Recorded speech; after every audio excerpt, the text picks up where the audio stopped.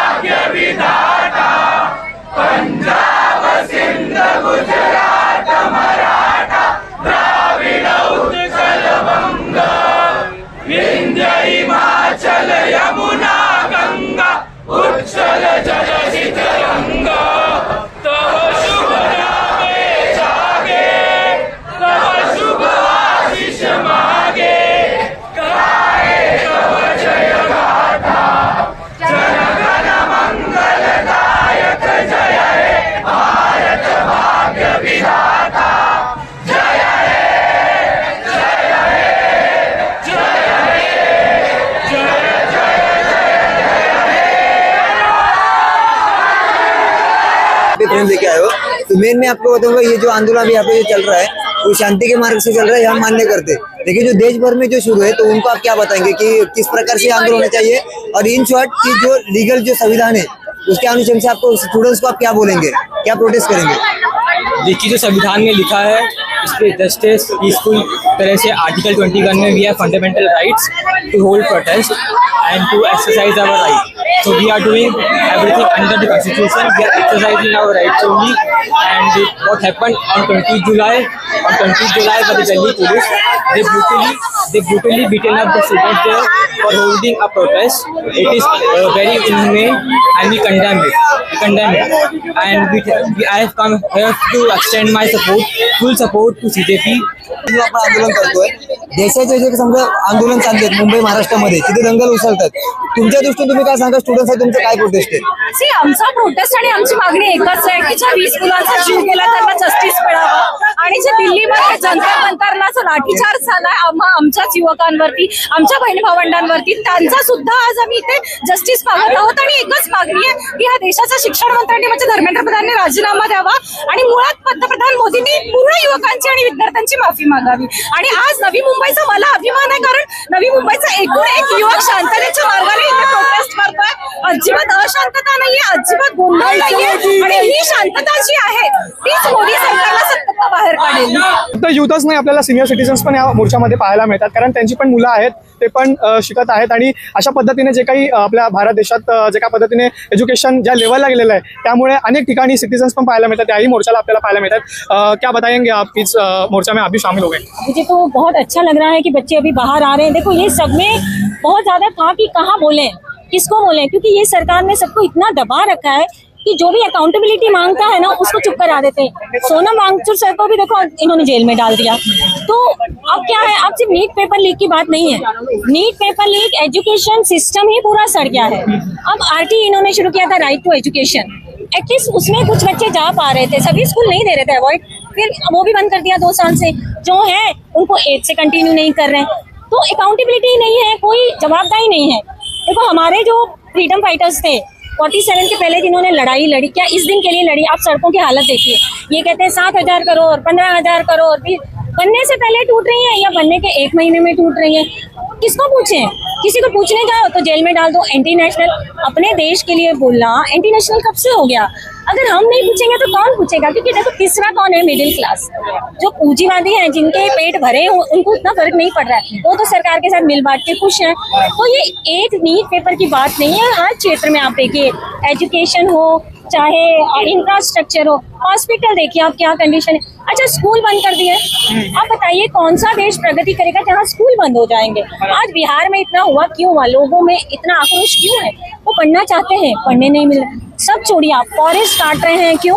ताकि अडानी अंबानी आगे बढ़े. कितने झाड़, कितने पौधे, पहाड़ तोड़ दिए. तो देखो कहीं ना कहीं तो ये जो लोगों में आक्रोश था ये निकलना था, और अब नहीं तो कब नहीं. बरोबर. आपण हिंदीमध्ये प्रतिक्रिया ऐकली, परंतु मला असा एक प्रश्न विचारायचा आहे मॅडम. नवी मुंबईतून प्रथमच इतक्या मोठ्या संख्येने जमा होऊन जे युथ आहे ते आपला आवाज शासनापर्यंत पोहोचवण्याचा प्रयत्न करतात. खूप छान वाटलं आजचा इथलं माहोल बघून. माझा ऊर भरून आला. ऍक्च्युअली एवढ्या मोठ्या प्रमाणामध्ये मुलांनी अगदी थोड्या कालावधीमध्ये एवढ्या मोठ्या प्रमाणात आले, आणि त्यांची जी प्रतिक्रिया आहे ती त्यांनी दाखवली, ते बघून आम्हाला खरोखरच वाटलं की म्हणजे अजून पण आमचा युथ जिवंत आहे.